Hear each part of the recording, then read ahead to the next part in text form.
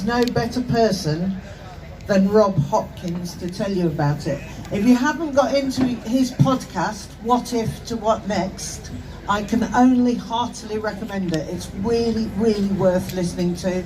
You'll be thinking, why didn't I write that down at the end of this talk that Rob's going to do? So with no further ado, I give you Rob Hopkins.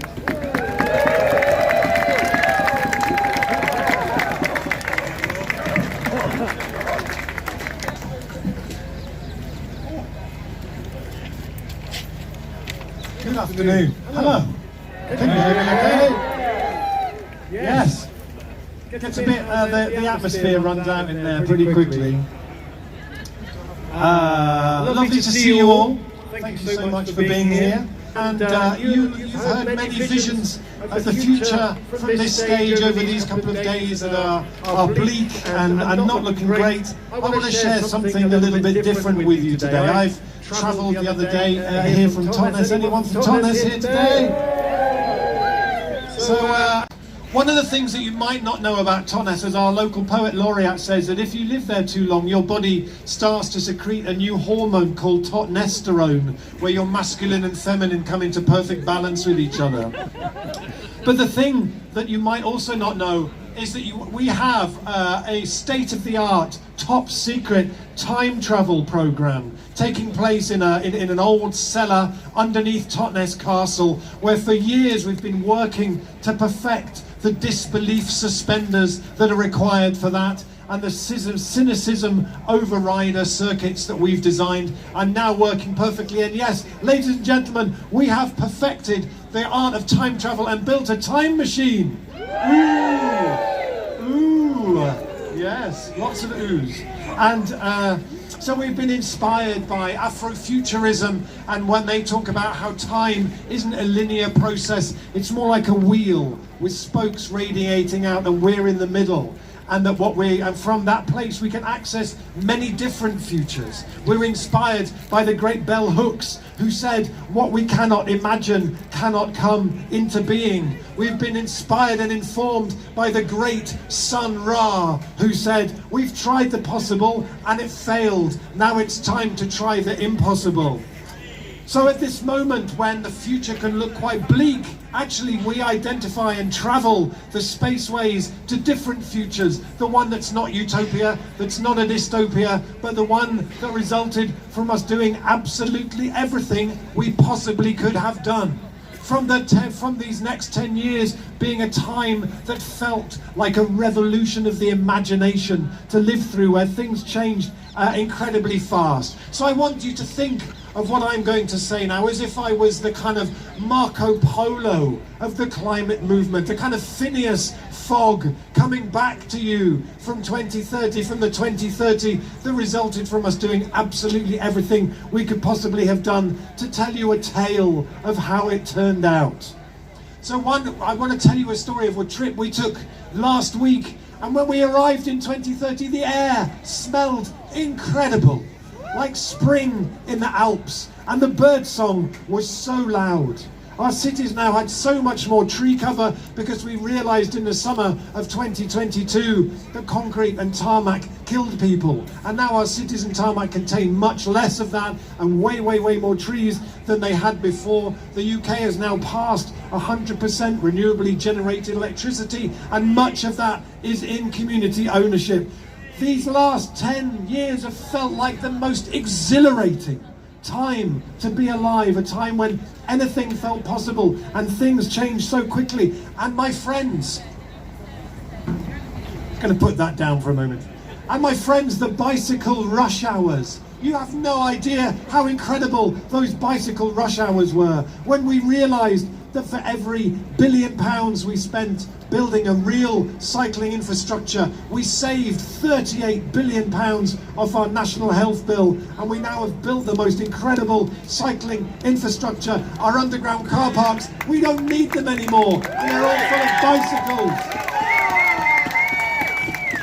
And In 2024, when the banks, the worst of the most speculative, obnoxious banks, collapsed again, this time we didn't bail them out. We nationalised them and we used their resources and their infrastructure to drive a Green New Deal. And those bank buildings are now filled with co-ops and social businesses. It's a beautiful thing to see. We visited citizens' assemblies that are now used for all big decisions, and that sense of deep deliberation and mature decision making was a thrill, a joy to behold.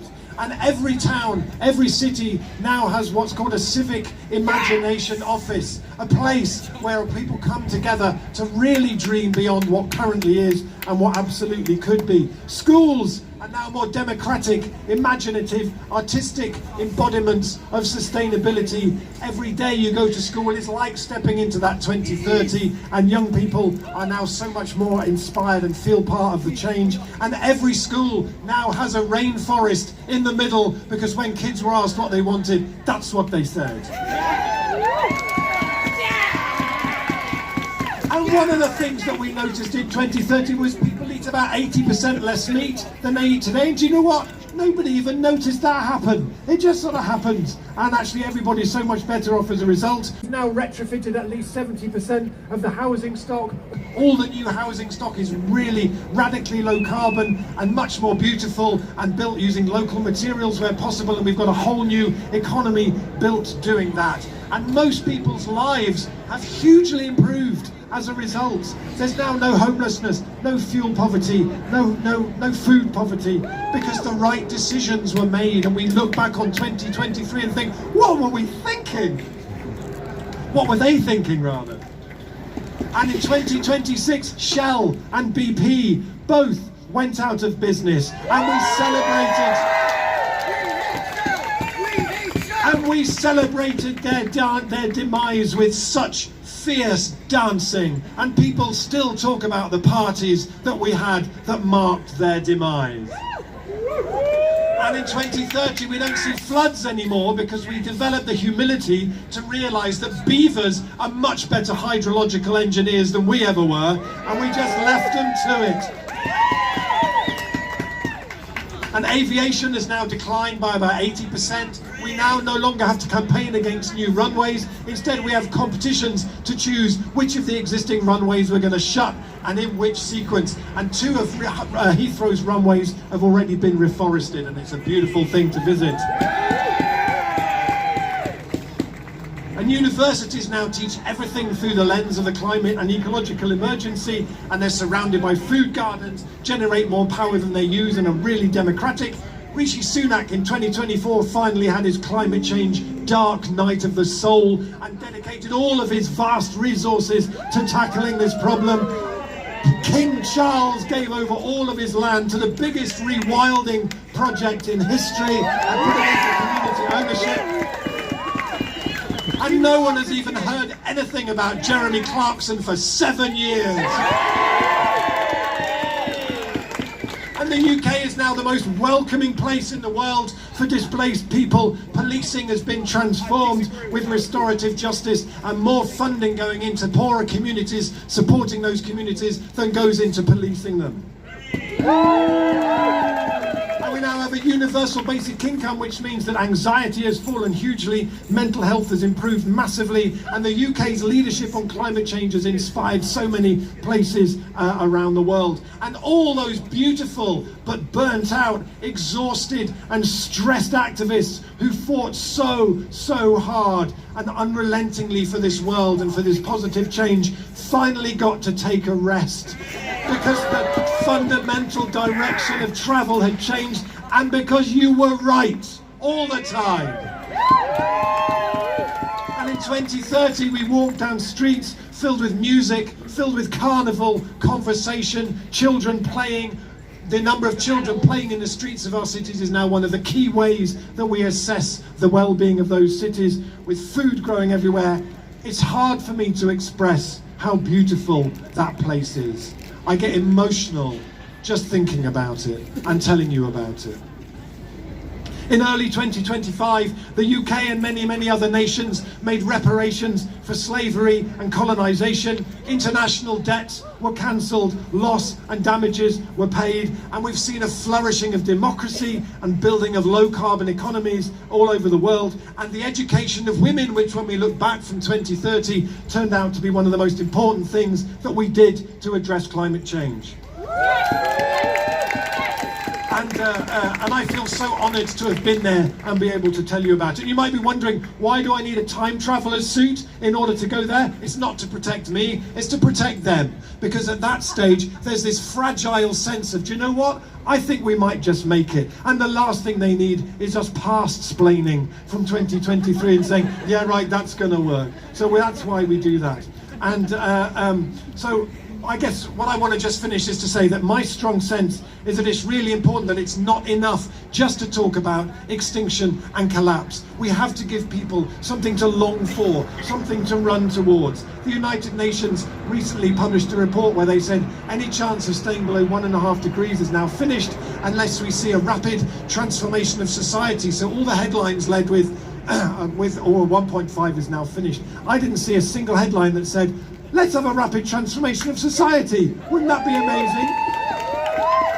So I just want to, I have to go now because I left my time machine on double yellow lines, and you know what they're like in London. They're a bit ruthless. So I just want to finish firstly by giving you a quote that the poet Rilke said. He said, the future must enter into you a long time before it happens. And let us always remember that in our activism. The future must enter into you a long time before it happens. Secondly, I want to show you this.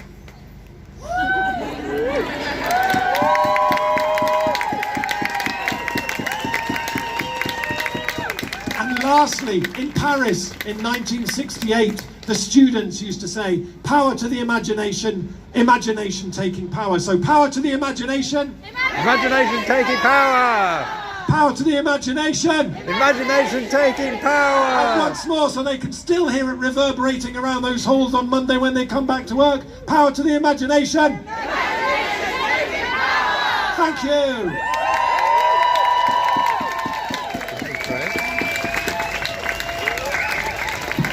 Give it up for the amazing Rob Hopkins. Isn't he amazing? So inspiring. And if you enjoyed that and need to have a weekly dose of that level of inspiration, I cannot recommend his podcast, From What If to What Next, enough.